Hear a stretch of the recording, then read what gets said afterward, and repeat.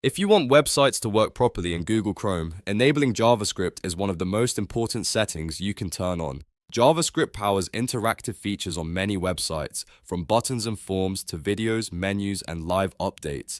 In this video, I'll show you exactly how to enable JavaScript on Google Chrome in just a few simple steps. And if this tutorial helps you out, make sure to hit the like button and subscribe for more quick tech guides just like this.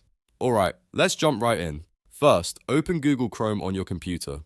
Once Chrome is open, look to the top right corner of the browser window and click the three dots icon. This opens the main Chrome menu where you can access all of your browser settings. From the menu, click Settings. That will take you to the Chrome settings page where you can control privacy, security, and site permissions. Next, on the left side or in the settings menu, find and click Privacy and Security. This section contains the options that control how Chrome handles website permissions and data. After that, click Site Settings. Site Settings is where Chrome keeps controls for things like camera access, location, pop-ups, notifications, and JavaScript.